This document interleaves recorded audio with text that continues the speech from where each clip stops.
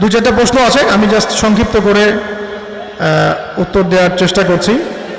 এক ভাই বলেছেন যে আমি আমার সাথে কিছু কথা বলতে চান। ঠিক আছে, আপনি গাড়ির কাছে অপেক্ষা করেন, ইনশাআল্লাহ আমি কথা বলছি আপনার সাথে। 2 নম্বর হচ্ছে, এক ভাই বলেছেন যে মাহফিল প্যান্ডেলের পাশে অনেক পাগলের মাজার আছে, এখানে অনেকে টাকা দান করে, এইসব দানের কোনো নিয়ম আছে কিনা এই বিষয়ে একটু বুঝিয়ে দিবেন। হ্যাঁ, ঠিক আছে ঠিক আছে।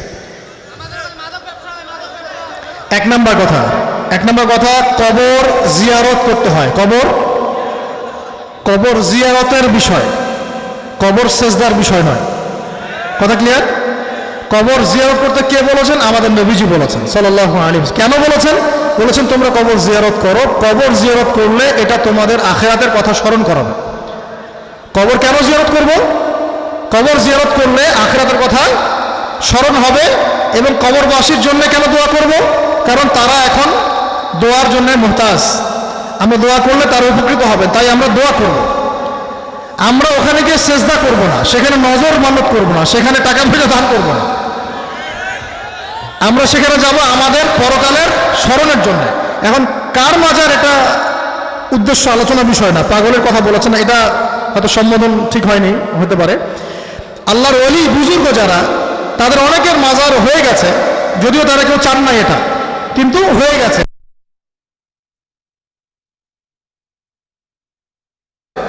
এগুলো আস্তে আস্তে আল্লাহ চান তো দূর হয়ে যাবে ইনশাআল্লাহ।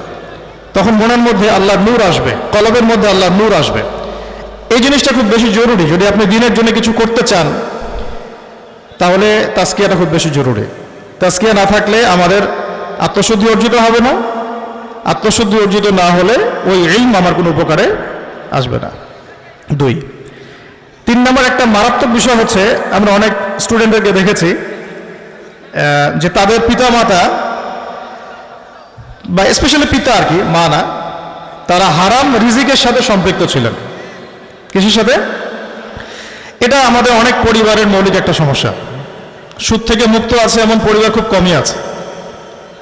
সুদ থেকে মুক্ত এমন পরিবার খুব কম আছে। হারাম খায় না এমন পরিবার খুবই কম, হাতে গোনা যায়।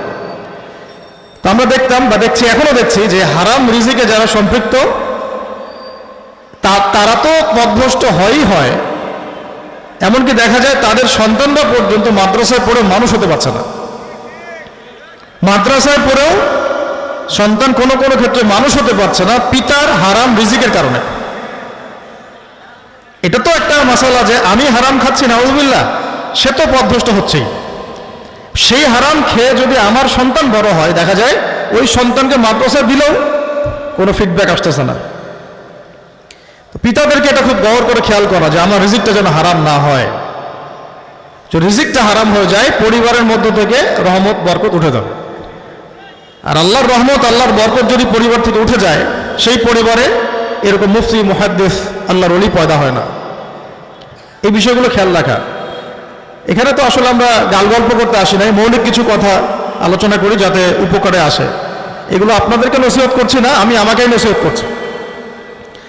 সবার আগে আল্লাহ পাক আমাকে আমল করার তৌফিক দান করেন, এরপর আপনাদের সবাইকে আমল করার তৌফিক দান করেন। 3 নম্বর বিষয়টা, এটা হলো হালাল রিজিকের সাথে সম্পৃক্ত, হারাম যেন না খাই। আর এটা আমি যত সহজে বলছি, বাস্তবতা এত সহজ না।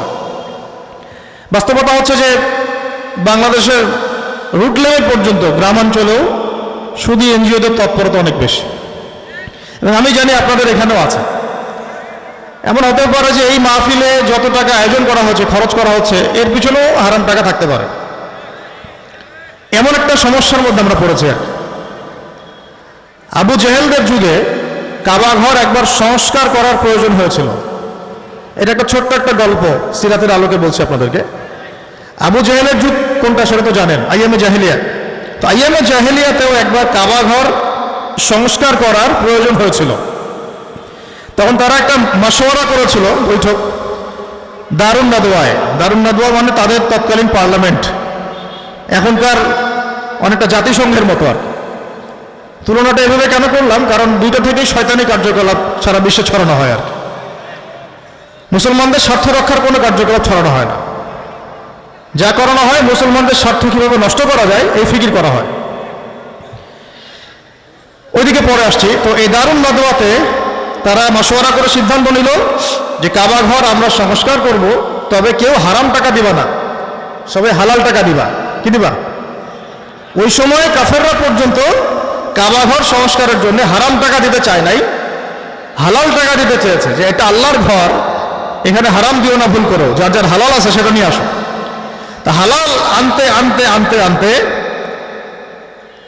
দেখা গেল যে কাবা ঘর সংস্কার করতে গিয়ে কাবার যে হাতিম, মানে এই যে অর্ধচন্দ্রাকৃতি একটা চাঁদের মতো একটা শেপ আছে না বাইরে, গোল রাউন্ড, এটাকে বলে কাবার হাতিম। কি বলে? এই কাবার হাতিমটাকে কাবার ভিতরে ছিল। প্রথম যে ইসমাইল আলাইহিস সালামের কনস্ট্রাকশনে কাবার হাতিমটা ভিতরে ছিল, কাবা ঘরের ভিতরেই ছিল, ওই এরিয়ার মধ্যেই ছিল।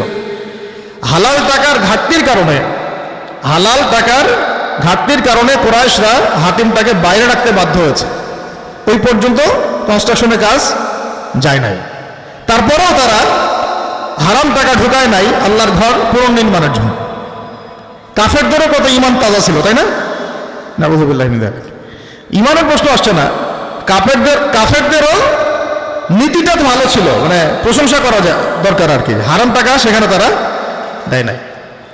কিন্তু এখন আমাদের যত দিনই কার্যকলাপ চলছে, ব্যক্তি লেভেল থেকে শুরু করে একদম একামতের দিন পর্যন্ত, এখানে হালাল হারামের বিবেচনা করা হচ্ছে না, আর করার সুযোগও পাচ্ছি না আমরা। কারণ এমনভাবে হারাম আমাদেরকে ঘিরে ধরেছে, সুদের মধ্য দিয়ে, ঘুষের মধ্য দিয়ে, দুর্নীতির মধ্য দিয়ে, সম্পদ আত্মসাতের মধ্য দিয়ে, মাপে কম দেওয়ার মধ্য দিয়ে। হারামের ক্ষেত্রে তো অভাব নাই, শত শত ক্ষেত্র। এইটা একটা অন্যতম কারণ যে আমরা ইলম অর্জন করছি, দিনের জন্য অনেক মেহনত করছি, কিন্তু ফলাফল আসছে না। ফলাফলটা যেমনভাবে আসা উচিত সেভাবে আসছে না। তাই দিন যদি প্রতিষ্ঠা করতে চাই, ব্যক্তি জীবনে হোক, সমাজে হোক, পরিবারে হোক, আর রাষ্ট্রেই হোক, সবার আগে আমাদের আদব ঠিক রাখতে হবে, ইলম ঠিক রাখতে হবে, মানে ইলমের গভীরতা ঠিক থাকতে হবে, ইলম অনুযায়ী আমলও থাকতে হবে, হালালও খেতে হবে, থাকতে হবে। আদারওয়াইজ আমাদের দ্বারা বড় পরিসরে ওই ইমাম মাহদির সৈনিক হওয়া এতটা সহজ নয় আর কি। আল্লাহ পাক বাছাই করবেন তো মানুষকে, আমভাবে সবাইকে আল্লাহ পাক সেই সুযোগ দিবেন না। কারণ ওই সময়ও যখন ওই যুদ্ধগুলো হতে থাকবে, অচিরেই, আল্লাহ ভালো জানেন কত বছর পরে, কিন্তু আমরা বুঝতে পারছি বিশ্ব এদিকে এগিয়ে যাচ্ছে। ওই সময় আমভাবে সবাই সেখানে শরীক হতে পারবে না। আল্লাহ পাক তার বান্দাদেরকে বাছাই করবেন। তো সেই বাছাইকৃত বান্দাদের অন্তর্ভুক্ত হতে চাইলে শুরু থেকে আমাদের শেকড় শক্ত থাকা উচিত। আল্লাহ পাক আমাদেরকে বোঝার তৌফিক দান করে। স্পেশালি ইয়াংদের কথা বলছি, আপনাদের সামনে এখনো অনেক সময় পড়ে আছে। এই বিষয়গুলো এখনই নিজের মধ্যে নিয়ে নিজেকে গড়ে তোলেন ইনশাআল্লাহ, আগামী দিনের সেই সৈনিক হওয়ার জন্য। এর সাথে আমি একটা বিষয়ে যুক্ত করতে চাই, সেটা হলো যে অনেক সময় আমরা আমাদের বড় পরিসর অনেক কথা বলি, নিজেদের ভিতরে আবার আমাদের অনেক সমস্যা থাকে। যেমন আমাদের নিজেদের পরিবার ঠিক থাকে না, আমাদের পরিবারের সন্তানরা নামাজ পড়তেছে না, মেয়েরা পর্দা করতেছে না, পরিবারের মধ্যে কোরআনের কোনো চর্চা নাই, কোনো তালিম নাই, পরিবারের মধ্যে একজন হাফেজ নাই, পরিবার ঘুরে ঘুরে ঘুরে একটা আলেম পাওয়া যায় না। এই যে পারিবারিক দৈন্যতা থাকলে তো সমাজ সংস্কার হবে না, কারণ সমাজ তো গড়ে ওঠে পরিবারের ভিত্তিতেই। এই এলাকার সমাজটা তো একটা পরিবার থেকে আসে নাই। এখানে আপনারা যদি 1000 মানুষ থাকেন, 1000টা পরিবার এখানে আছে। তো 1000টা পরিবারের মধ্যে অন্তত 100টা পরিবারে যদি 100 জন আলেম থাকতেন, এই সমাজটা পরিবর্তন করতে আমাদেরকে আসতে হতো না, প্রয়োজন ছিল না, তারাই করতে পারতেন। এত ভাটা করে আয়োজনের প্রয়োজন হতো না। প্রত্যেকটা পরিবারে যদি একজন করে হাফেজ আমরা বের করতে পারি, কোরআনে হাফেজ, প্রত্যেক পরিবারে 3জন 4জন করে সন্তান আছে। আফসোস হচ্ছে একজন সন্তানও হাফেজ না, এমন পরিবারের সংখ্যা অনেক, যে গোষ্ঠী বংশেও একটা হাফেজ পাওয়া যাচ্ছে না। 10টা বংশ যদি সার্চ করা হয় তবুও একটা আলেম পাওয়া যাচ্ছে না। তো এটা পারিবারিক দৈন্যতা। তো এইরকম পারিবারিক দৈন্যতা দিয়ে তো এমন সমাজ বিনির্মাণ করা কঠিন, যে সমাজ আবার হবে ইসলামিক সমাজ। তাহলে পরিবার তো সবার আছে। আমরা এমন জায়গায় কথা বলছি যেটার ক্ষমতা আমার কাছে আছে। আমার পরিবারের উপর কি কারো কর্তৃত্ব চলে? না, আমারই কর্তৃত্ব আছে। আপনার পরিবারের উপর কি আমার কর্তৃত্ব চলে? না, আপনার কর্তৃত্ব আছে। তাহলে আপনি আপনার সন্তানকে যদি হাফেজ বানান, কে আপনাকে এখানে বাধা দিবে? আপনি যদি আপনার সন্তানকে আলেম বানাতে চান, কে আপনাকে বাধা দিবে? কেউ না। রাষ্ট্র দিবে বাধা? সমাজ নেতারা কি বাধা দিবে? কেউ বাধা দেওয়ার নাই। কিন্তু আপনি যদি আপনার মেয়েকে পর্দায় রাখতে চান, কেউ কি আপনাকে বাধা দিবে? হ্যাঁ, যারা ইসলাম বিদ্বেষী চিন্তা চেতনা লালন করে তারা হয়তো টেকনিক্যালি আপনার মেয়েকে বাহিরে চেপে ধরবে, প্রতিষ্ঠানে, স্কুলে, পরীক্ষার হলে, কিন্তু আপনার বাড়িতে তো ওদের কোনো কর্তৃত্ব নাই, আছে? এখান থেকে একটা শপথ করা যায় কিনা যে আমাদের প্রত্যেকটা পরিবারের অন্তত একজন সন্তানকে আমরা আল্লাহর রাস্তায় দিয়ে দিব ইনশাআল্লাহ, হাফেজে কোরআন বানাবো ইনশাআল্লাহ, আলেম বানাবো, আলেম। আর আলেম মানে শুধু এটা না যে আমি দাওরা হাদিস পাশ করেছি বা ইফতা দিয়েছি, এর মানে এই না যে আমি আলেম হয়ে গেছি। আলেমের গভীরতা অনেক বেশি, অনেক ভিতরে আর কি। এটা আরো অন্য আলোচনা। তবে অন্তত পক্ষে ইলমের একটা যে যোগ্যতা, ওই পর্যায় পর্যন্ত আপনি আপনার বাচ্চাকে পড়ান এবং দোয়া করতে থাকেন যেন আল্লাহ পাক আপনার বাচ্চাটাকে আগামী দিনের জন্য কবুল করেন ইনশাআল্লাহ। এই কথাগুলো খুব বেসিক কথা। এগুলো যদি ঠিক না থাকে, আমরা এই মানে যেটা আমরা স্বপ্ন দেখি যে বাংলার জমিন আমরা দিন কায়েম করব, এটা এত সহজ না। এগুলোর সাথে এগুলো সম্পৃক্ত। এই বড় স্বপ্নটার সাথে এই ছোট ছোট স্বপ্নগুলো, কাজগুলো সম্পৃক্ত। যদি এগুলো ঠিক না থাকে, এক লাফ দিয়ে গাছের মাথায় ওঠা কঠিন। আসলে এই কথাগুলো যে এখন বলতে হচ্ছে, এটাই আমাদের আফসোসের বিষয়। এগুলো ঠিক হওয়া উচিত ছিল আজকে থেকে আরো 20 বছর 30 বছর আগে। এখন যেটা ঠিক করতে হবে এটা বলতে হচ্ছে যে হালাল খেতে হবে, ইলম অর্জন করতে হবে, ইলম অনুযায়ী আমল করতে হবে। এই কথা যে বলতে হচ্ছে, এটাই একটা দৈনতা, এটা একটা ব্যর্থতা আমাদের। এটা আমাদের আরো 20 30 40 বছর আগেই সব ঠিক রাখা উচিত ছিল। তাহলে আমরা এখন কথা বলতে পারতাম যে আমরা কিভাবে, আমরা তখন মাশওয়ারা করতাম, পরামর্শ করতাম যে আমরা কিভাবে এখন এই উগ্র যেটা আমরা দেখছি, উগ্রতা দেখছি দেশে, তাদের বিরুদ্ধে আমরা কিভাবে ঐক্যবদ্ধ হব, এটা নিয়ে আলোচনা করতে পারতাম। যদি আলোচনার এটাও বিষয়, কিন্তু কাদেরকে নিয়ে আপনি এই সংগ্রামটা করবেন? যে মানুষগুলোকে নিয়ে আমরা এই সংগ্রাম করতে চাচ্ছি, তাদের ভিতরে অনেক সমস্যা। এই সমস্যাগুলোকে সলভ না করে সামনে আগানো মুশকিল হচ্ছে। সমস্যাগুলো সলভও করতে হবে, আবার সামনেও আগাতে হবে। দুটো কাজ আমাদের একসাথে পড়ে গেছে। এখন উচিত ছিল একটা কাজ অন্তত পক্ষে আগে থেকেই করে রাখা। হ্যাঁ, মাশাআল্লাহ, আমাদের প্রত্যেকটা পরিবার হালাল খায়, শিরক বুঝে, তাওহীদ বুঝে, সুন্নাত বুঝে, বিদআত বুঝে, আমল করে, তাজকিয়া অর্জন করে, কোনো বরেণ্য উলামায়ে কেরামদের সোহবতে মাশওয়ারায় পরামর্শ ভিত্তিক চলে। প্রত্যেকটা পরিবার একটা করে আলেম আছে, একটা করে হাফেজ আছে। এইরকম একটা জেনারেশন থাকলে, এই আপনি ভারতের কথাই বলেন আর ওই আমেরিকা ইসরায়েলের কথাই বলেন, এগুলো এরা আমাদের কাছে কোনো পাত্তা পাইত না। কিন্তু এখন কেন পাত্তা পাচ্ছে? আমাদের দৈনিকের কারণে, আমাদের গ্যাপসগুলোর কারণে। কারণ একটা মানুষের মধ্যে যদি ঈমান না থাকে, সে তো নতজানু পররাষ্ট্রনীতির মধ্যে যাবেই। একটা মানুষের ভিতরে ঈমান নাই, ধরেন ঈমান নাই, বেঈমান, মুনাফিক, নামাজ কালাম ঠিক নাই, ইসলাম বুঝে না, তাওহীদ বুঝে না, শিরক বুঝে না, তো সে মানুষকে তো কাফেররা একটা ধমক দিলে সে প্যান্টে পেশাব করে দিবে। সে যখন যাবে সামান্য ক্ষমতার লোভে, সে কাফেরের কাছে পায়ে নমনম করতে যাবে, কারণ তার মধ্যে ঈমান নাই, নেফাকি ভর্তি, পাপী, জালেম, মুশরিক। তো তার তো ওই চেতনাটা নাই ভিতরে। সে সামান্য ক্ষমতার জন্য, সামান্য স্বার্থের জন্য তখন কাফেরের কাছে বিক্রি হয়ে যাবে। আর যার ভিতরে এই বিষয়গুলো স্ট্রং, সে তো কোশ্চিনকালেও, গর্দান গেলেও সম্মান বিক্রি করবে না। করবে? সামান্য স্বার্থে সে কি নিজের দিনকে বিসর্জন দিবে? যেহেতু এই বিষয়গুলো নাই, এই জন্যে ওই মানুষগুলোকে কাফেররা সহজে বাগে পাচ্ছে। ওদেরকে হাত করে নিয়ে একদম তাওহীদি 16 কোটি জনতার উপরে একটা নির্যাতন জুলুম চাপিয়ে দিচ্ছে। তো না, এই জন্য প্রত্যেকটা ঘরকে সংস্কার করার দায়িত্ব আমাদেরকে নিতে হবে। আল্লাহ পাক আমাদেরকে বোঝার তৌফিক দান করেন। এখন আজকে আমি অন্য আঙ্গিকে দু একটা কথা বলে আলোচনা গুটিয়ে নিতে চাই যে আমরা আমাদের দিনটাকে মহব্বত করি কিনা। আমরা কি আমাদের দিনকে মহব্বত করি? দিনকে যদি মহব্বত করি, দিনের জন্য যদি আমাদের মহব্বত থেকে থাকে, তাহলে এই দিনটাকে কিভাবে 4টা স্তরে প্রতিষ্ঠা করা যায় সেটা আমাদের ফিকির করতে হবে। কয়টা স্তরে? এখান থেকে আলোচনা একটু গভীরভাবে বোঝার চেষ্টা করবেন। হয়তো কিছু কথা একটু কঠিন হতে পারে, ধরতে চেষ্টা করবেন। দিনকে যদি মহব্বত করে থাকেন তাহলে অন্তত 4টা স্তরে দিনকে প্রতিষ্ঠা করতেই হবে। কয়টা স্তরে? স্তর আরও আছে, আমি অন্তত 4টা বলেছি, এটা 7টা 8টা 10টাও হতে পারে। প্রথম স্তরটা আলোচনা হয়ে গেছে, সেটা আমি বলেছি যে ব্যক্তি স্তরে। এটা কি স্তরে? এই যে ইলমের কথাই বললাম, আদবের কথা বললাম, তাস্কের কথা বললাম, হালাল খাওয়ার কথা বললাম, এটা ব্যক্তি স্তর না? সব ব্যক্তি স্তরে। তো ব্যক্তি স্তরে দিনকে পালন করা, এই যে দিনের বুঝ দেখেন, আমাদের দিনের বুঝটা দেখেন যে যারা নবী করিম সাল্লাল্লাহু আলাইহি ওয়াসাল্লামের পরেও নবুয়ত দাবি করে তাদের পানি খেয়ে আমাকে ওয়াজ করতে হচ্ছে। কথা বুঝতে পারছেন? এগুলো ফেলে দেওয়ার বিষয়, এগুলো খাওয়ার বিষয় না। এর কিসের বিষয়? যার ভিতরে নবী প্রেম আছে, সামান্যতম গায়রত আছে, সে তার বাড়িতে কোনো কাদিয়ানি পণ্য ব্যবহার করতে পারে না। সহজ সাপটা কথা।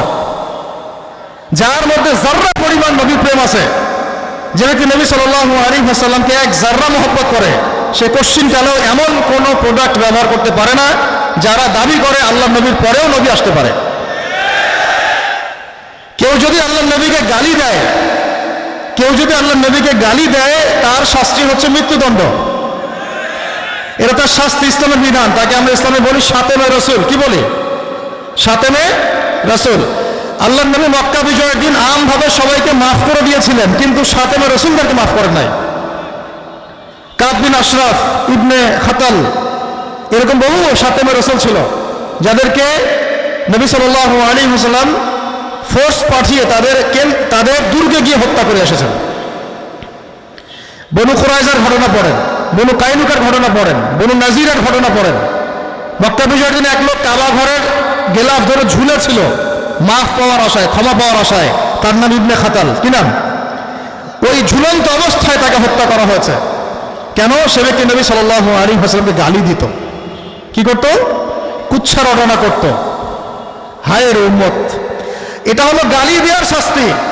তারা গালি দিয়েছে, কুচ্ছা রটনা করেছে, তারা কেউ দাবি করে নাই যে তারা নবী। বুঝাতে পারেনি কথা? তারা নবী সাল্লাল্লাহু আলাইহি ওয়াসাল্লামকে গালি দিয়েছিল, কুচ্ছা রটনা করেছিল, তার নবী সাল্লাল্লাহু আলাইহি ওয়াসাল্লামের স্ত্রীদের চরিত্র নিয়ে কথা বলেছিল, কটূক্তি করেছিল। এইটার শাস্তি স্বরূপ তাদেরকে এরকম করে হত্যা করা হয়েছে। কিন্তু তারা কেউই নবী সাল্লাল্লাহু আলাইহি ওয়াসাল্লামের পরে নবী আসবে বা সেও নবী এমন কোনো দাবি করে নাই। কোনটা বড় জুরম, কোনটা বড় অপরাধ? একজন নবীকে গালি দেওয়া নাকি তারপরেও নবুয়ত দাবি করা? বলেন। ঈমান আমলের লেভেল আমাদের এতই তলানিতে যে যারা এভাবে মতবাদ প্রচার করে বেড়াচ্ছে, জেনে হোক না জেনে হোক, বুঝে হোক না বুঝে হোক, এমনকি আমরা তাদের কিতাবাদি পড়ে যে গবেষণাগুলো করে দেখেছি, তাদের ধর্মটা যারা প্রচার করে এটা একটা ধর্ম আলাদা, এটা আলাদা একটা ধর্ম।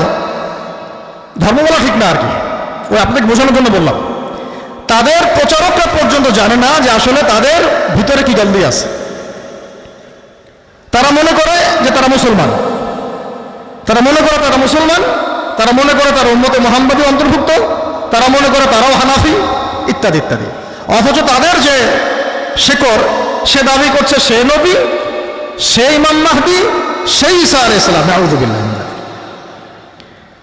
তো এটা কথা প্রসঙ্গে চলে আসলো যে আমাদের গায়রতটা এত কেন নিচে নেমে যাচ্ছে দিন দিন? কোথায় হারায় গেল ঈমান? দাড়ি রেখে কি করবেন? টুপি পাগড়ি দিয়ে কি করবেন? ঈমান তো চলে যাচ্ছে। মাথায় পাগড়ি দিয়ে কি করবেন? লুঙ্গি তো নাই। তো এগুলো ঘরে ঘরে কেন ঘরে ঘরে এগুলো থাকবে?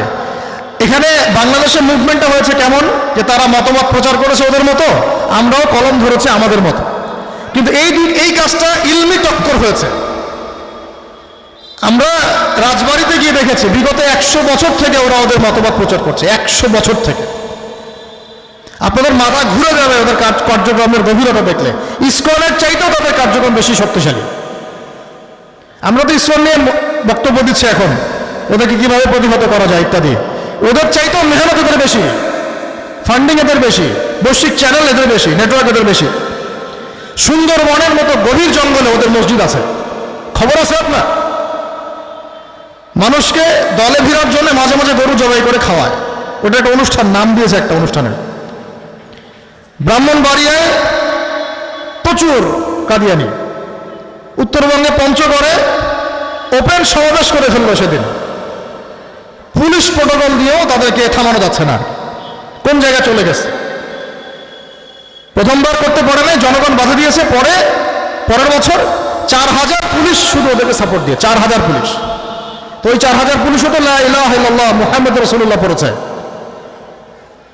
ওই পুলিশ সদস্যরাও লা ইলাহা ইল্লাল্লাহ মুহাম্মদ রাসূলুল্লাহ সাক্ষ্য দিয়ে এমন কারো অনুষ্ঠানকে পাহারা দিচ্ছে যে দাবি করে মুহাম্মাদের পরে সে নবী, নাউযুবিল্লাহ সাল্লাল্লাহু আলাইহি ওয়াসাল্লাম। ঈমান এই জায়গায়, বুঝ এই জায়গায়, দিনের বুঝ এই জায়গায়। সামান্য কয়েকটা রিজিকের টাকার জন্য, পেটের জন্য মানুষ ঈমান বিক্রি করে দিয়েছে, সামান্য কয়েকটা টাকার জন্য। আর এই অসহায় মূর্খ সূর্খ মানুষগুলো যে কিছু বুঝে না, এদেরকে ঘরে ঘরে গিয়ে গিয়ে মানবতার নামে, মানবতার ফেরিওয়ালার নামে, চিকিৎসার নামে, এইটার নামে সেইটার নামে, ব্যবসা করবো, আসো পণ্য দিব, চাকরি দিব, সব নাম লেখানো শুরু করছে। তার ঈমান বিক্রি হয়ে যাচ্ছে, আর আমরা এখানে কোরআনের বিধান প্রতিষ্ঠার কথা বলছি। তাহলে কত আকাশ পাতাল পার্থক্য, চিন্তা করেছেন কি? কিন্তু এদের মূল শেকড় ছিল দুইটা, এই দুইটা শেকড়ের একটাও আমরা কাটতে পারি নাই। এই কথাটা ভালো করে শুনেন। ইলমের টক্কর তো হচ্ছে, এখনো হচ্ছে। তারা একটা কথা লিখলে ওস্তাদরা একটা কথা লিখবেন, তারা একটা বই ছাপালে আমাদের ওস্তাদরাও বই ছাপাবেন। ইলমি টক্কর হয়ে যাবে। ইলম দিয়ে তাদেরকে আমরা দমন করে দিব যে ওদের তো কোনো হুজ্জাত নাই, কোনো প্রমাণ নাই, একটা প্রতারণার উপরে দাঁড়িয়ে আছে। এখানে তো আমাদের কাছে কোরআন আছে, হাদিস আছে, অভ্রান্ত সত্যের উৎস আছে। এটা তো পারবে না ইলমের সাথে। পাচ্ছে কেন? দুইটা শেকড়ের কারণে। একটা হচ্ছে তো অর্থনৈতিক শেকড়, একটা হলো রাজনৈতিক সাপোর্ট। অর্থনৈতিক শেকড় এবং রাজনৈতিক সাপোর্ট। এখন অর্থনৈতিক শেকড়টা কাটার দায়িত্ব কিন্তু আপনার আমার সবার ছিল। এই জায়গাটা যে ছুঁড়ে ফেললাম, এটা একটা অর্থনৈতিক শেকড় কাটার নিদর্শন। এভাবে সব পণ্য ছুঁড়ে ফেলতেন, অর্থনীতির ভিত্তি দবে যেত, ব্যবসায় করতে পারতো না। টাকা নাই, প্রচার করবে কিভাবে মতবাদ? মতবাদ প্রচার করতে টাকা লাগে, একটা আদর্শ প্রচার করতে কি লাগে? অর্থ লাগে। অর্থের ভিত্তি নাই, কেমন করে প্রচার করতো? ইকোনমিক সেকশনে আমরা কিছুই করতে পারিনি। উল্টা আল্লাহর কসম করে বলতেছি, যেদিন রাজবাড়িতে আমরা কাদিয়ানির বিরুদ্ধে সমাবেশ করেছি, ওই দিন যে বাসায় আমাকে মেহমানদারি করানো হয়েছে, ওই বাসার ওয়াশরুমে ফ্রেশ হতে গিয়ে দেখেছি ওদেরই কোম্পানির বদনা দিয়ে আমাকে ওযু করতে দিয়েছে। এই হলো আমাদের অর্থনৈতিক দৈন্যতা। আবার বলছি, যেখানে গিয়েছি আমরা ওই মতবাদ কি করতে, বিরুদ্ধে কথা বলতে, ইলমি মুনাজারা করতে, বাহাস করতে, সেখানে যে বাসায় মেহমানদারি করানো হচ্ছে সেই বাসায় আমাকে ওযু করতে দেওয়া হচ্ছে তাদের পণ্য দিয়ে। তাহলে অর্থনৈতিক ভিত্তিটা তারা কোথায় নিয়ে আসছে? এই অর্থনৈতিক শেকড় আমরা কাটতে পারি না। আর অর্থনৈতিক ভিত্তির এই যে শেকড় থেকে তারা যেটা সঞ্চয় করে, এইটা দিয়ে তারা রাষ্ট্রের দায়িত্বে যারা আছে ওদেরকে পেট ভারী করেছে, পকেট ভারী করেছে। আর এবার তো বললাম প্রথমেই, তো এটা তো ঈমান নাই, ওই ইসলাম তারা বুঝেও না। তাদের কাছে ক্ষমতার নামই ধর্ম। ক্ষমতার নাম কি? এটা যে কোনো ধর্মের মাধ্যমে আসুক, আমি ক্ষমতায় থাকলেই হইল। আমার কাছে ওই লা ইলাহা ইল্লাল্লাহ যা, নাউযুবিল্লাহ, আবার ওই হিন্দু ধর্মে যা ওটাও তা, খ্রিস্টান ধর্মে যা ওটাও তা, বৌদ্ধ ধর্ম যা ওটাও তা। আমার দরকার ক্ষমতা। এরকম আছে না কিছু মানুষ? তো তাদেরকে তো আপনি টাকা দিয়ে সহজে হাত করতে পারবেন, এই কাজটা তারা করেছে। এবং আন্তর্জাতিকভাবে তারা একটা চেইন তৈরি করেছে। ওদের হেডকোয়ার্টার কোথায়, কোন দেশে জানেন আপনারা? ওদের হেডকোয়ার্টার ব্রিটেনে। ব্রিটিশরা যখন এদেশ থেকে চলে গেছে, বহু ফেতনা তারা রেখে গেছে। এখন পর্যন্ত এই যে ব্রিটিশরা চলে যাওয়ার কত বছর হয়েছে?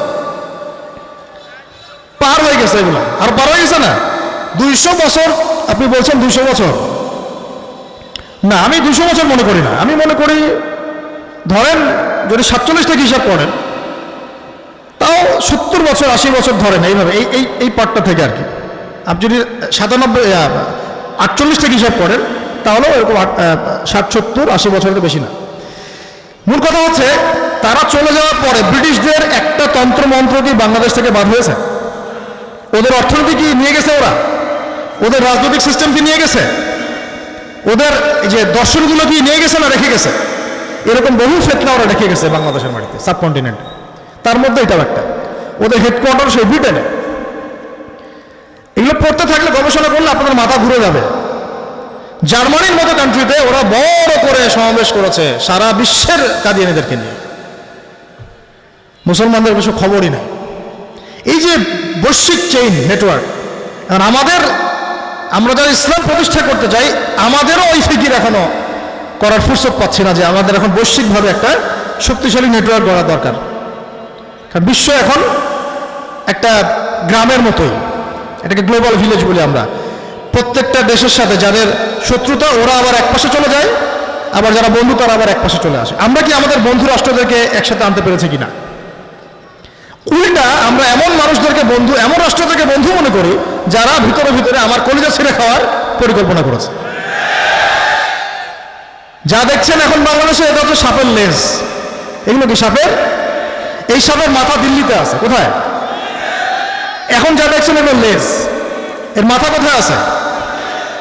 আপনারা বাংলাদেশে দিন কায়েম করতে পারবেন না যতদিন পর্যন্ত না এই ভারতীয় দালালদেরকে সব জায়গা থেকে বয়কট করছে। প্রত্যেকটা সেক্টর থেকে এদেরকে যদি বহিষ্কার করতে না পারেন, এদেরকে যদি শাস্তির আওতায় আনতে না পারেন, এদেরকে যদি ওই যে আমাদেরকে যেমন আয়না ঘরে ঢুকায় রাখছিল এরকম এদেরকেও যদি কোথাও ঢুকাইতে না পারেন, বাংলাদেশে আপনি দিন কায়েম করতে পারবেন না। এদের সাথে আঘাত করে, এদের সাথে সুরসুরি মার্কা আলোচনা করে, ওদেরকে আবার স্বার্থ ব্যবহার করে ওদেরকেও রাখবেন, তাওহীদপন্থীদেরকেও রাখবেন, এটাও ঠিক ওটাও ঠিক, তালগোল পাকায় দিন কায়েম করতে পারবেন না। একটা প্রশ্ন আমাদেরকে অনেকে করেন অনেক মাহফিলে যে ভাই লাস্ট 100 বছরে মুসলমানদের কি এমন হয়েছিল তারা আর ঘুরে দাঁড়াতে পারে নাই? লাস্ট 100 বছরে কিন্তু এমন একটা সময় গিয়েছে মুসলমানরা কেমন যেন হয়ে গেল যে আবার নতুন করে ঘুরে দাঁড়াতে পারছে না। এটার অন্যতম একটা কারণ কি শুনেন? 1914 সালে যখন অটোম্যানদেরকে হারিয়ে এই ব্রিটেনটা ক্ষমতা এসেছে না, ওরা একটা কাজ করেছিল, ব্রিটেন আমেরিকা মিলে এই দুটো শক্তি মিলে একটা কাজ করেছে, ঐক্যজোট গঠন করেছেই প্রত্যেকটা জায়গা থেকে মুসলিম এবং ইসলামের পক্ষের প্রত্যেকটা মানুষকে তারা ছাঁটাই করে ফেলছে। ওদের চিন্তা করেন, ওরা চিন্তা করেছে আমরা যদি মুসলমানদেরকে এখানে রাখি বা মুসলমানদের ইসলামকে সমর্থন করে এমন কাউকে রাখি, প্রকৃত ইসলামকে, তাহলে আমরা আমাদের মতাদর্শ প্রতিষ্ঠা করতে পারবো না। এই চিন্তা করেছে কারা? ব্রিটিশরা, আমেরিকানরা। এবং বিগত 100 বছরে তারা সেই কাজটাই করেছে। খেয়াল করে দেখেন, ওরা একদম প্রত্যেকটা জায়গার শেকড় সাফ করার জন্য উঠে পড়ে লেগেছে। এমনকি কেউ যদি ইসলামের পক্ষে ভিতর থেকে একটা সফট কর্নার লালন করে তাকেও তারা চেয়ারে বসতে দেয় নাই। তারা তাদের মানুষদেরকে রেখেছে যারা তাদের মতো করে চিন্তা করে, তাদের মতো করে কথা বলে। এই জন্য বিগত 100 বছরে তারা একদম ওটাকে জিরো টলারেন্স দিয়ে সাফাই করেছে। কিন্তু এই কাজটা ইসলামপন্থীরা ক্ষমতা পাওয়ার পরে করতে পারে নাই। যখনই আমরা একটু ক্ষমতা পাই, যখনই আমরা একটু ভালো সুবিধাজনক অবস্থায় চলে আসি, আমরা কেন জানি সব অতীত ভুলে যাই। আমরা খুব বেশি ভালো হয়ে যাই, ঠিক আছে, অনেক বেশি ভালো হয়ে যাই। আমরা অতীত ভুলে যাই, আমরা ইতিহাস ভুলে যাই, ইতিহাস থেকে শিক্ষা নেই না। মুসলিমদের সাথে তারা বিগত 50 বছর ধরে কি করেছে এটা আমাদের মাথায় থাকে না। এই জন্য ওমর রাদিয়াল্লাহু আনহুর একটা কথা বদর যুদ্ধ জয়ের পরে মনে আছে? বদর যুদ্ধ জয়ের পরে নবী সাল্লাল্লাহু আলাইহি ওয়াসাল্লাম মাশওয়ারা করছিলেন যুদ্ধবন্দীদের ব্যাপারে কি করব। এই যে বিশাল কাফের শক্তি আমাদেরকে আক্রমণ করলো, এদের বিরুদ্ধে আমরা কি করতে পারি? সবাই বিভিন্ন মতামত দিচ্ছিলেন। উমর রাদিয়াল্লাহু আনহু বলছিলেন যে সবগুলোর গর্দান নিয়ে নেন। কি করেন? সবগুলোর গর্দান নিয়ে নেন। কিন্তু নেয়া কিন্তু হয় নাই, পরবর্তীতে মুক্তিপণ দিয়ে অনেকে ছেড়ে দেওয়া হয়েছে না? সূরা আনফালে এগুলোর আয়াত আছে। কিন্তু আল্লাহ রাব্বুল আলামিন উমর রাদিয়াল্লাহু আনহুর এই যে কথাটা, এটাকে পছন্দ করেছিলেন। সুবহানাল্লাহ। তিনি বলেছেন, ইয়া রাসূলুল্লাহ, এরা থাকলেই সমস্যা করবে, এরা থাকলে কি করবে? সমস্যা করবে। আবু বকর রাদিয়াল্লাহু আনহু বলছিলেন যে মুক্তিপণ নেওয়া যায়, মুক্তিপণ নিয়ে ছাড়া যায়। মুক্তিপণের আয়াতই আসছে, ওটাই বিধান, কিন্তু এখন ওটাই বিধান জিহাদের পরে। কিন্তু উমর রাদিয়াল্লাহু আনহুর এই মতামতটাকে আল্লাহ পাক বেশি পছন্দ করেছেন। আমরা ইতিহাস থেকে শিক্ষা নেই না, এখনো প্রত্যেকটা জায়গায় তাদের লেসপেন্সার ঘুরে বেড়াচ্ছে, বসে আছে, কলকাঠি নাচ্ছে, ভিতর থেকে অনেক ষড়যন্ত্র করছে। তো লেজগুলো তো সব এখানে ঘুরপাক খাচ্ছে, মাথা না হয় ওখানে, লেজ তো এখানে পড়ে আছে। তো লেজ আগে কেটে ফেলতে হবে। লেজ না কেটে ফেললে আপনি দিন কায়েম করতে পারবেন না বাংলার জমিনে। ওদের সাথে আতাত করলে, আপোষ করলে তারা আপনার গর্দান এক সময় সুযোগ পেলে আবার উড়িয়ে দিবে। এটা মনে করবেন না যে তারা চুপ করে বসে থাকবে। ইসলামের দুশ্মনরা কখনো চুপ করে বসে থাকে না। আমরা একটু সুযোগ সুবিধা পেলে চুপ হয়ে যাই। যদি আমাদেরকে বলে যে আপনারা এত কথাবার্তা বলেন না, আপনাদেরকে আমরা 50টা আসন দিচ্ছি, আমার ধারণা বহু মানুষ চুপ হয়ে যাবে, বহু মানুষ চুপ হয়ে যাবে। যারা এখন দাঁড়ায় কথা বলতেছে তারাও চুপ হয়ে যেতে পারে। আমার এত কথা বলার দরকার কি, আমি তো 50টা পাইছি। কিন্তু আপনি বুঝতে পারলেন না যে এটা আপনাকে রুটির টুকরা দিয়ে বাগে নিয়ে আসলো, রুটির একটা টুকরা দিয়ে আপনাকে বাগে নিয়ে চলে আসলো। ও আপনাকে আসন দিবে না, বরং আপনি ওকে আসন দিবেন। যখন আপনি বলবেন যে সবগুলো আমার, তোকে 10টা দিব, নিলে না নিলে যা, তখন বুঝবেন যে হ্যাঁ ইসলামের শরিয়ার দিকে আমরা যাচ্ছি আস্তে আস্তে। আদারওয়াইজ এইভাবে হবে না। হ্যাঁ, আমরা এখন একটা সুবিধাজনক জায়গায় আছি, এটা আমাদের কোনো কৃতিত্ব নাই। এখন তো ক্রেডিট নেওয়ার জন্য সবাই একদম উঠে পড়ে লাগছে, আমার কৃতিত্ব, আমি এই করছি, আমি সেই করছি, আমি মাঠে ছিলাম, আমি লিখছি। হ্যাঁ, সবার এগুলো এখন চিন্তা চেতনা। কিন্তু আল্লাহর কসম, এই কৃতিত্ব শুধু আল্লাহ রাব্বুল আলামিনের। এই দিন আল্লাহ এনে দিয়েছেন আমাদেরকে, আমরা তো যোগ্য ছিলাম না। বিগত 15 বছর থেকে যে পরিমাণ নির্যাতন সহ্য করতে হয়েছে মানুষকে যে পরিমাণ গুম হতে হয়েছে, যে পরিমাণ খুন হতে হয়েছে, যে পরিমাণ পরিবার ছাড়া হতে হয়েছে, দেশ ছাড়া হতে হয়েছে, আপনাদের চিন্তার বাইরে। এই মানুষগুলোর চোখের পানি, এই মানুষগুলোর স্ত্রীদের চোখের পানি, এই এতিম বাচ্চাদের আহাজারি, এই মানুষগুলো মজলুম মানুষগুলোর কান্না আর্তনাদ সব কিছু মিলে আল্লাহর আরশ পর্যন্ত পৌঁছিয়েছে বলেই এই দিন পেয়েছে। এত সহজে সব ভুলে গেলেন? আমরা ছাত্র জনতাকেও নসিহত করতে চাই, যুবকদেরকেও করতে চাই, এবং আমাদের যারা মাশাআল্লাহ মাঠে আছেন সেই সব প্রত্যেক ওলামায়ে কেরাম এবং আমাদের সিনিয়র মুরব্বীদেরকে আমরা বিনয়ের সাথে এই বিষয়গুলো বলতে চাই, বিনয়ের সাথে, যে যুদ্ধ মানে শত্রুর ব্যাপারে সচেতন থাকা। যুদ্ধ মানে কি? শত্রুর ব্যাপারে সচেতন থাকা, গা ছেড়ে দেওয়া নয়। আমাদের কাজ শেষ হয়ে যায় নাই, আমাদের কাজ তো এখনো শুরুই হয় নাই। আমাদের গন্তব্য হচ্ছে ইসলামের খেলাফা। আমাদের গন্তব্য কি?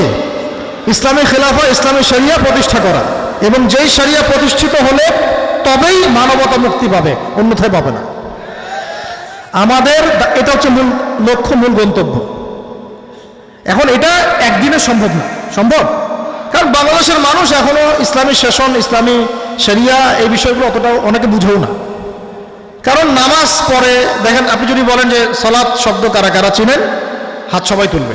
যদি আপনি বলেন হুদুদ শব্দ কয়জন শুনেছেন, কেসাস শব্দ কয়জন শুনেছেন, হাত দেখবেন নেমে গেছে। মানে আমরা তো শরিয়া বিধানটাকে ওইভাবে এখন পর্যন্ত হয়তো ওই দাওয়াতটা দিতে পারি না। ইয়াং জেনারেশন ওরা জানেই না যে শরিয়া বিষয়, ওরা চায় যে ইসলাম প্রতিষ্ঠা হোক, এই তো। কিন্তু ওরা কিন্তু জানে না যে শরিয়া বিধান কি, আসলে শরিয়া আইন কি, খেলাফা কি, কেন জরুরি, কেন এটা ছাড়া মানবতার মুক্তির অন্য কোনো পথ নাই, আল্লাহর আইনগুলো কি একটু কঠিন না এগুলোই সমাধান। এগুলো কিন্তু অনেক প্রশ্ন ওদের মনে ঘুরপাক খায়। চোরের হাত কেটে ফেলবো, এত বড় একটা বিষয়, হাত কাটার কি দরকার, দুটো পিটন দিলে তো হয়।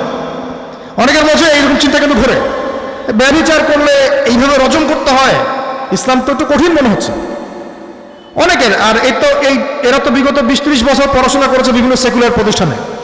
প্রত্যেকটা প্রতিষ্ঠানের যারা ইনচার্জ ছিল তারা এদের মগজ ধোলাই করেছে, ইসলাম বর্বর, ইসলাম প্রাচীন, এই যুগে চলে না, ইত্যাদি ইত্যাদি। এমনকি পরীক্ষার হলে আমাদের বোনদের মেকআপ টেনে খুলে ফেলছে। ওরা তো মেহনত করছে বিগত 40-50 বছর, করে নাই? এখন আমাদের জেনারেশনের মাথায় তো এগুলো ঢুকায় দেওয়া হচ্ছে। এই জন্য আমাদেরকে ওদেরকে বোঝাতে হবে যে ইসলাম পরিপূর্ণ একটা দিন।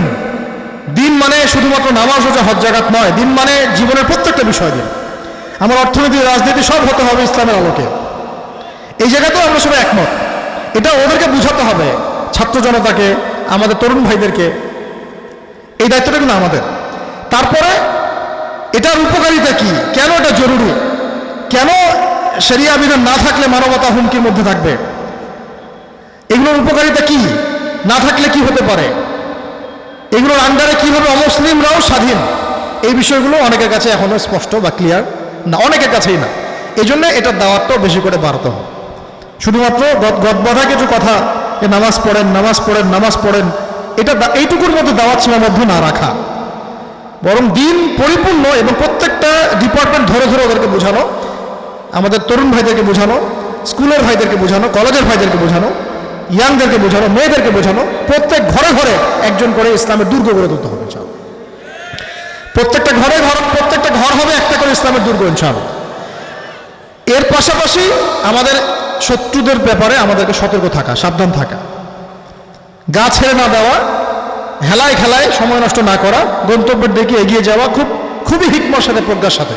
শুধু এখানে একটা বিষয় আমি বলতে চাই যে এত বেশি ছাড় দেওয়া ঠিক হচ্ছে না। সবার আগে ঘর পরিষ্কার করতে হয়। আপনি যদি একটা ঘরে নামাজ পড়তে চান, আগে তো আপনাকে ঘরটাকে পাক পবিত্র করতে হবে। একটা কাপড় পরে নামাজ পড়তে চান, কাপড়টাকে আগে ধুইতে হবে পরিষ্কার করে। একটা প্লেট নিয়েছেন, খাবার খাবেন, ওই পাত্রটাকে আগে পরিষ্কার করতে হবে, নাহলে কি ওখানে বিরিয়ানি ঢালবেন আপনি? একটা প্লেট নিচ্ছেন, পরিষ্কার না করে বিরিয়ানি ঢালবেন না আপনি। একটা কাপড় পরেছেন, না পাক পবিত্র হয়ে নামাজ পড়বেন না। একটা ঘর আপনার আছে, ওইটাকে সুন্দর করে পরিপাটি না করে কিন্তু আপনি নামাজ পড়বেন না। অথচ আল্লাহর জমিনে দিন কায়েম করতে যাচ্ছি আমরা, ওই জমিনটাকে পবিত্র না করে। এই জমিন পবিত্র হবে তখনই যখন সমস্ত ইসলাম বিরোধী শত্রুদেরকে সাফ করে দেওয়া হবে। এটা সহজ কথা, একদম স্ট্রেট কাট কথা। সময় থাকতে তারা যেন বিষয়গুলো বুঝে নেয়। আর আমরা এটা অন্য ধর্মাবলম্বী যে ভাইরা বোনরা আছেন তাদেরকে আমরা একটা স্পষ্ট বার্তা দিতে চাই যে আপনাদের সফট কর্নারকে ব্যবহার করে মানুষ এখন ইসলামের বিরুদ্ধে দাঁড়িয়েছে। আমরা কোশ্চিনকালেও কোনো অমুসলিমের স্বার্থের বিরুদ্ধে নই, বরং আমরা তাদেরকে আমভাবে দাওয়াত দিব যে আপনারা লা ইলাহা ইল্লাল্লাহ মুহাম্মাদুর রাসূলুল্লাহ সাক্ষ্য দিয়ে ইসলামে চলে আসেন ইনশাআল্লাহ। আসলে পরে আপনারা জাহান্নাম থেকে বেঁচে যাবেন ইনশাআল্লাহ। দ্বিতীয় কথা হচ্ছে, যদি নাও আসেন, আপনাদের জানমালের প্রতি আমরা মোটেই কোনো রকম আক্রমণাত্মক ভূমিকায় যাব না। আপনারা আমাদের ভাই, এই জাতির অংশ। আপনাদেরকে ব্যবহার করে কিছু মানুষ ওই ব্যানারটাকে ইউজ করে, সেই ব্যানারটাকে বৈশ্বিক মহলে প্রচার করে বাংলাদেশে একটা অস্থিরতা সৃষ্টি করার চেষ্টা করছে। অথচ বাংলাদেশে কোশ্চিনকালে কোনো সংখ্যালঘুর উপরে আক্রমণ হয় নাই, কোনো রকমের অমানবিক কোনো আচরণ হয় না। উল্টা তারা ওই সংখ্যালঘু শব্দ ব্যবহার করে চট্টগ্রামে দিনে দুপুরে আমাদের এক ভাইকে প্রকাশ্যে জবাই করে হত্যা করে। আমরা কিন্তু ধৈর্য ধরেছি, আমরা চরম ধৈর্যের পরিচয় দিয়েছি। আমরা কিন্তু পাল্টা আক্রমণ করি নাই। আমরাও কিন্তু পারতাম কি, যদি কেউ একবার হুঙ্কার দিত, এটাও সম্ভব ছিল, একজনের জায়গায় 10টা লাশ পড়ত। আমরা কিন্তু এটা করি নাই। কেউ এরকম করে কথা বলে নাই, কোনো আলেমও এরকম করে কথা বলে নাই। কিন্তু এর মানে এটা মনে করে নেবেন না যে বাংলার তাওহীদি জনতা সবসময় চুপ করে বসে থাকবে। বাংলাদেশকে নিয়ে যে ষড়যন্ত্র চলছে, এটার মূল মাথাটা কিন্তু অন্য জায়গায়। এগুলো সব লেজ। এগুলো কি? তো লেজের ব্যাপারে সতর্ক থাকেন, কারণ লেজটা বিষাক্ত। লেজে হাত লাগলে হাতে বিষ ভরে যাবে। তাই হাত দেওয়া যাবে না, লেজে হাত দেওয়া যাবে না, বরং কিছু দিয়ে কেটে ফেলতে হবে। সেই কিছুটার নাম হলো ইসলাম। ওটাকে অস্ত্র হিসেবে নিয়ে ইসলামকে একটা তরবারির রূপে চিন্তা করে লেজ কেটে ফেলতে হবে। বাস, লেজ না কাটলে, ঘর পরিষ্কার না করলে সেখানে নামাজ পড়তে পারছেন না আরাম করে শান্তিতে। প্লেট পরিষ্কার নাই, বিরিয়ানি খেতে পারবেন না আপনি। এখন প্লেটটাই নোংরা। এই নোংরাগুলোকে দূর করেন আগে। আর আপনাদেরকে আমরা সবর করতে বলবো। বৈশ্বিক একটা চক্রান্ত চলছে বাংলাদেশকে নিয়ে, এখানে সাম্প্রদায়িক দাঙ্গা বাঁধানোর জন্য। কোনো অবস্থাতেই আমাদের অমুসলিম ভাইদের উপরে কোনো রকমের চড়াও হবেন না, এটা করতে যাবেন না। যারা এই কাজগুলো করছে তাদের কোনো ধর্ম নাই। যারা এই কাজগুলো করছে, উদ্ভূতের পথ বেছে নিচ্ছে, তারা কোনো ধর্ম বিলং করে না। এটা ধর্মের লেভেল লাগিয়ে তারা এখানে চলছে। তারা কোনো ধর্মের মানুষ হতে পারে না। তারা আমাদের হিন্দু ভাইদের পরিচয় ব্যবহার করছে। আসলে তারা কতটুকু ধর্ম মানে আল্লাহ ভালো জানে। যদি মানতই, তাহলে দিনে দুপুরে এভাবে মুসলিম প্রধান একটা রাষ্ট্রে একটা ছেলেকে, অ্যাডভোকেটকে জবাই করে হত্যা করতে পারত না। আমরা কিন্তু পাল্টা কোনো কিছুই করি নাই, একটা টোকা পর্যন্ত দেই নাই। কারণ আমাদের দিন শিখিয়েছে যে আইন নিজের হাতে না তুলে নিতে। আমাদের দিন আমাদেরকে শিখিয়েছে সবর করতে, শান্ত থাকতে, পরিস্থিতিকে মূল্যায়ন করতে। আবার আমাদের দিন এটাও শিখিয়েছে যদি আমাদের উপর জুলুম বেশি হয়, সেই জুলুমকে কিভাবে প্রতিহত করতে হয় সেটাও কিন্তু আমাদের জানা আছে।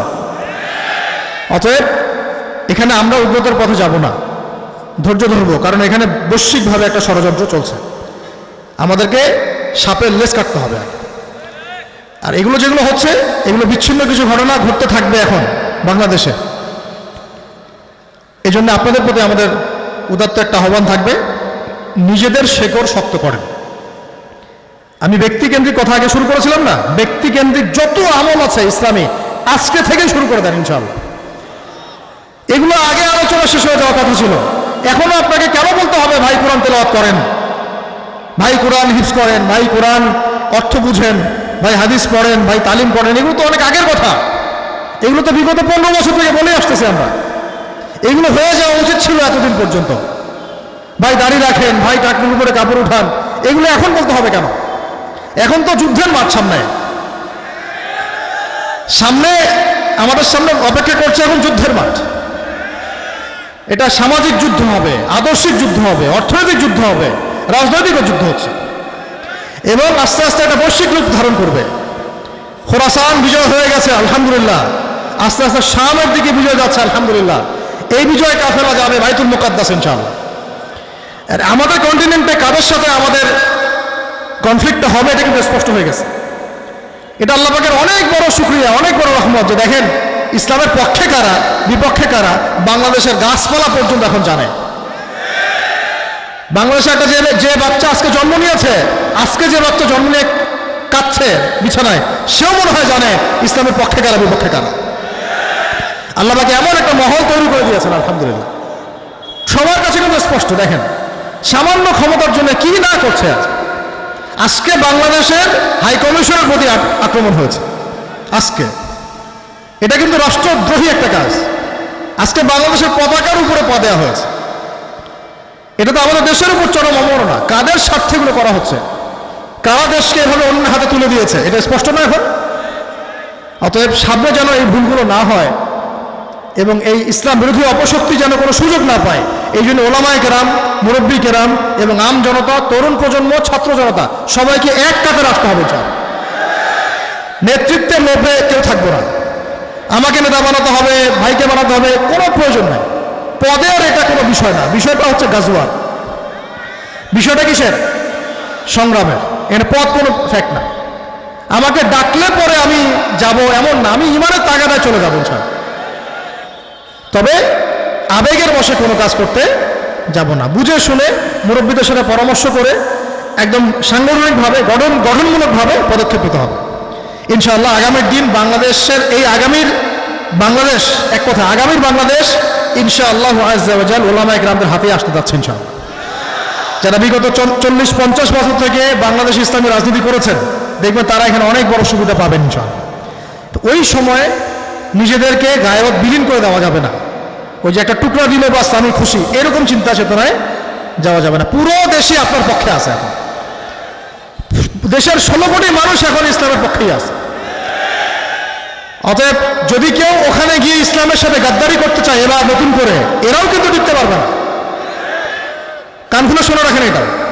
যদি কেউ এখন এই মাহলে নিজেদের স্বার্থ উদ্ধার করতে চান, মনে করেন যে এখন তো আমার ফাঁকা ফিল্ড, আমি গোল দিয়ে দিব, গোল দিয়ে যদি আপনি চিন্তা করেন আমি ইসলামের এগেনস্টে আবার আমেরিকার সাথে আঘাত করে চলা শুরু করব, এই তাওহীদি জনতা আপনাকেও কিন্তু সহ্য করবে না। একজন তো কিছু মানুষ তো পালানোর পথ পেয়েছিল, আপনারা পালানোর পথও না পাইতে পারেন। অতএব ইসলামের সাথে গাদ্দারি করতে যাবেন না। আপনারা ইসলামের পক্ষে থাকলে 16 কোটি মানুষ আপনাদের পক্ষে আছে ইনশাআল্লাহ। যদি আপনারা ইসলামের পক্ষে থাকেন 16 কোটি মানুষ ইসলামের পক্ষে আছে, মায়েরা আছে, বোনেরা আছে, আমরা আছি, ওলামায়ে কেরাম আছেন, তরুণ জনতা আছে, ছাত্র জনতাও আছে। এখানে কোনো আপোষ করবেন না, কাউকে ভয় করবেন না এক আল্লাহ ছাড়া। মূলনীতিতে কোনো আপোষ করবেন না। ওরা আমাদের উপর তথাকথিত গণতন্ত্র চাপায় দেওয়ার চেষ্টা করবে, তথাকথিত ধর্মনিরপেক্ষতা চাপায় দেওয়ার চেষ্টা করবে, আরো অনেক বিদেশি মতবাদ চাপানোর চেষ্টা করবে। ওরা চাবে আমরা ওই আমেরিকার ইসলাম ফলো করি, ওরা চাবে, কিন্তু আমাদেরকে সতর্ক থাকতে হবে। আমরা আদর্শে কোনো ছাড় দিব না ইনশাআল্লাহ। আল্লাহ পাক আমাদের কথাগুলো বোঝার তৌফিক দান করবেন। 4টার কথা বলেছিলাম, একটু পরে 4টার কথা বলেছিলাম না, একটা বলেছি ব্যক্তি ক্ষেত্রে, 2 নম্বর ক্ষেত্রটা হচ্ছে সামাজিক ক্ষেত্রে। কোন ক্ষেত্রে? সামাজিক ক্ষেত্রে ইসলাম প্রতিষ্ঠা করতে হবে। আল্লাহ পাক আমাদের করার তৌফিক দান করবেন। এটা করতে হলে আমি আগে বলেছি পরিবার ঠিক করবেন, বাকি বিষয়গুলো ঠিক করবেন এবং সামাজিক নেতৃত্ব যারা দিচ্ছেন তাদের সাথে সুসম্পর্ক রেখে চলবেন। নিজেকে একঘরে করে ফেলবেন না বা সাম্প্রদায়িকভাবে চিন্তা করবেন না। এখানে ইসলামপন্থী যত দল মাঠে আছেন সবার সাথেই সুসম্পর্ক রেখে চলতে হবে। এখানে আমরা এখন ওইভাবে চিন্তা করব না যে আমি 100 জন মানুষকে নিয়ে চলি, আমার দলটাই বেস্ট। হ্যাঁ, সংগঠন আমরা কেন করছি? কারণ ঐক্যবদ্ধ থাকার জন্য, একসাথে ভালো করে কাজ করার জন্য। যদি কেউ মনে করে আমার সংগঠনটাই হক আর বাতিলের মানদণ্ড, তাহলে ভুল করবে। তখনই কিন্তু দূরত্ব সৃষ্টি হবে, মনে মনে ফাটল সৃষ্টি হবে। এভাবে চিন্তা করবেন যে হ্যাঁ, আমি ইসলামের স্বার্থে আমরা একসাথে কাজ করছি, আমার ভাইরাও করছে। আমরা জামাত ইসলামের ব্যানারে করছি, কেউ হেফাজতের ব্যানারে করছে, কেউ আমি হেফাজতের ব্যানারে করছি, আরেক ভাই চরমনাই সাহেবের ব্যানারে করছে, করুক, কোনো সমস্যা নেই। এখন এভাবে চিন্তাই করবেন না যে আমরা আলাদা, পশ্চিম কালো না, আমরা এক। এখন এইভাবে কোনো চিন্তাই করতে যাবেন না। আগে ঘর পরিষ্কার করেন, সাপের লেজ কাটেন, পাত্র পরিষ্কার করেন, বিরিয়ানি আসুক, তারপর দেখা যাবে কে কত লোকমা খায়। মূল কাজগুলো আগে করি, পরেরটা পরে। ঠিক আছে ইনশাল্লাহ? আমরা ভাই ভাই হয়ে সামনে পথ চলবো ইনশাল্লাহ। আর আমাদের মাঝে ইখতিলাফ কিছু আছে, থাকবে, এটা ইমাম মাহদির সময় পর্যন্ত হয়তো থেকে যাবে। তাই বলে আমরা ভাগ হয়ে যাব না, আমরা দলে ভাগ হয়ে যাব না। আমরা বড়রা যারা পলিসি মেকার, তারা ঘরোয়া বৈঠকে বসে আমরা পরামর্শ করব যে কোনটার দিকে আমরা যাব। এটা নিয়ে আমরা যারা স্টুডেন্ট বা তালেব ইলম, আমরা এত বেশি কথা বলতে যাব না, স্পেশালি ফেসবুক, ইউটিউবে না। এগুলো করলে সমাজের মধ্যে একটা বিশৃঙ্খলা সৃষ্টি হয়। মুরব্বীদের উপর ছেড়ে দিবেন, তারা এগুলো নিয়ে পরামর্শ করবে। অনেক বিষয় থাকে যেগুলো আমরা হয়তো মানতে পারি না, আমাদের কাছে মনে হয় একটু ভালো হতে পারতো, মনে হয় এরকম। কিন্তু ধৈর্য ধরবেন। আমাদের বড়রা তো এমনি এমনি বড় হন না, আল্লাহ পাক তাদেরকে বড় করেছেন, তাই তারা বড় হয়েছে, তাই না? সামাজিকভাবে ইসলামকে এগিয়ে নিতে হলে ঐক্যের কোনো বিকল্প নাই। আল্লাহ পাক আমাদের সবাইকে একসাথে থাকার তৌফিক দান করেন, আমিন। আর দুটো ছিল, সেটা হচ্ছে অর্থনৈতিক জায়গায় ইসলাম প্রতিষ্ঠা করা। অর্থনৈতিক জায়গায় ইসলাম প্রতিষ্ঠা করা, এটা আমি একটা এক্সাম্পল দিয়েছি আপনাকে যে আমাদের কি অবস্থা চলছে। ইসলামের বিরুদ্ধে দাঁড়ায় এমন কোনো কোম্পানি, এমন কোনো মতবাদ, এমন কোনো প্রতিষ্ঠান, তাদেরকে যাররা পরিমাণ সুযোগ দিবেন না। ওদের অর্থনৈতিক ভিত্তি শক্ত করতে দিবেনই না। অর্থনীতি শক্তিশালী আছে বলেই একটা কিছু পত্রিকা সারা জীবন ইসলাম পন্থীদেরকে জঙ্গি জঙ্গি জঙ্গি বলে গেল, আমরা ওদের কিছুই করতে পারলাম না, পারিনি এখনো কিছু করতে। কিন্তু হ্যাঁ, আমরা ওদের মনোবল ভাঙতে পেরেছি, আলহামদুলিল্লাহ। ওরা এখন বুঝতে পেরেছে বাংলার মানুষ আমাদেরকে চিনে ফেলছে।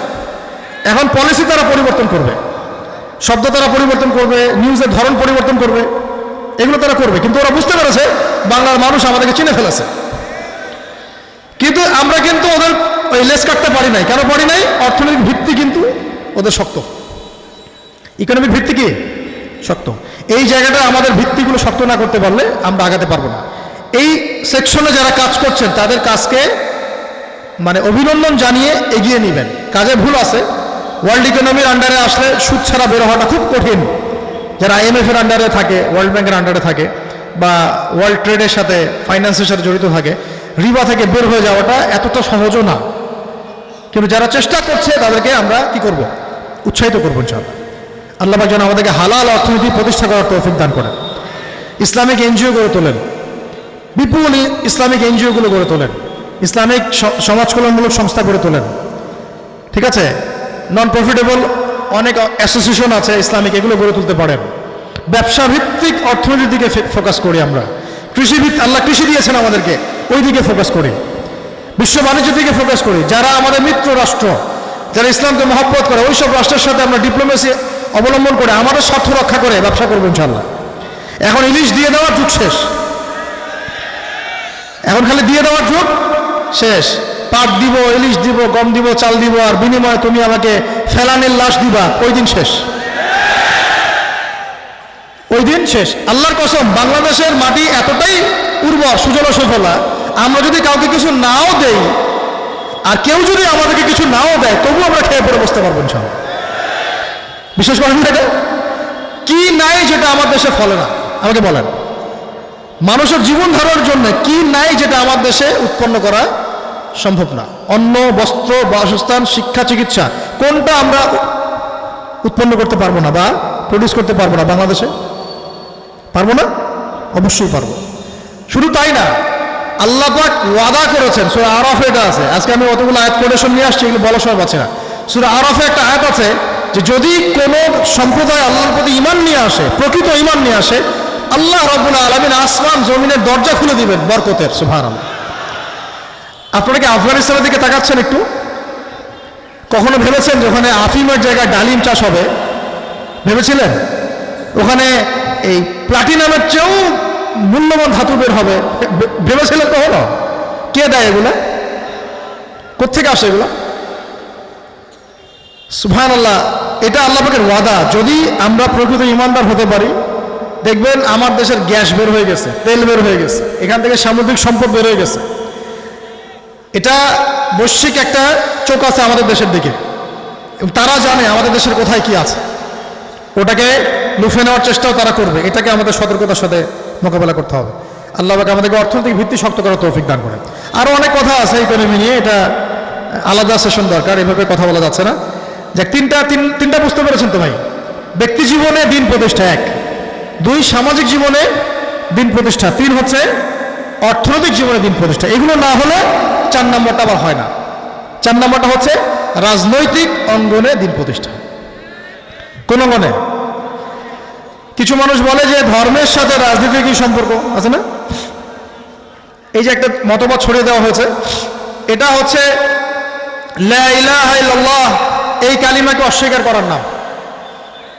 লা ইলাহা ইল্লাল্লাহ কালিমাকে অস্বীকার করাটা যেমন, ঠিক ওই রকমই কেউ যদি বলে যে ধর্ম আলাদা রাজনীতি আলাদা, এটা এরকম অপরাধ। কারণ হচ্ছে দিন ইসলামকে আপনি আর 10টা ধর্মের সাথে মিলাতে যাবেন না। দিন ইসলামে প্রত্যেকটা বিষয়ের একদম সহি সমাধান আছে। হোক সেটা আমার চুল আশ্রানো থেকে শুরু করে হায়েজ নেফাস, ইস্তেঞ্জা, খাওয়া দাওয়া, কুরবানি, সালাত, সিয়াম, হোক সেটা আমার ব্যবসা, আমার পরিবার, আমার সংস্কৃতি, আমার শিক্ষা, এমনকি হোক সেটা আমার রাজনীতি। আমি কি বুঝতে পেরেছি? জীবনের প্রতিটা ডিপার্টমেন্টের সমাধান কি হবে সেটা ইসলাম আমাদেরকে দিয়েছে 1400 বছর আগে। কত বছর আগে? আপনারা এই গণতান্ত্রিক রাজনীতি নিয়ে আসছেন বিগত 200-100 বছর হবে। এর আগে এটাও ছিল না। এর আগে কি ছিল? খেলাফা। কি ছিল? খেলাফা। সিম্পল। ইতিহাস পড়েন। 1914 সালের আগে, 1914-র চেয়ে একটু যদি আগে যান 1897 সালে যান, 1897 সালের আগে দেখেন না বিশ্বের মধ্যে কি ছিল, কোথায় কি ছিল দেখেন। ফরাসি বিপ্লবের পরে, বিশেষ করে ফরাসি বিপ্লবের পর থেকে এই মতবাদগুলো বিশ্বের বিভিন্ন জায়গায় চাপিয়ে দেওয়া হয়েছে। কমিউনিজমের কথা বলেন, জাতীয়তাবাদের কথা বলেন, ডেমোক্রেসির কথা বলেন, সেকুলারিজমের কথা বলেন, এগুলো আস্তে আস্তে চাপিয়ে দেওয়া হয়েছে। আর কথা হচ্ছে আমাদের কাছে তো কোরআন আছে, আর কোরআনে তো প্রত্যেকটা বিষয়ের সমাধান আছে। তাহলে আমি ধার করতে যাবো কেন কোনো মতবাদ? দরকার আছে আমার কোনো? যদি না থাকতো তাহলে ধার করতে চাইতাম। আমাদের কিতাব কি এমন যেখানে সবকিছু নাই? বরং এখানে প্রত্যেকটা বিষয়ের সহি এবং নিপুণ সমাধান দেয়া আছে। তো যাদের দেয়া আছে সমাধান, তারা কেন অন্যের কাছে যাবে? বাস, খালাস। তো রাজনৈতিক জীবনে ইসলাম প্রতিষ্ঠা করাটা আমার ইবাদত। এটা কি?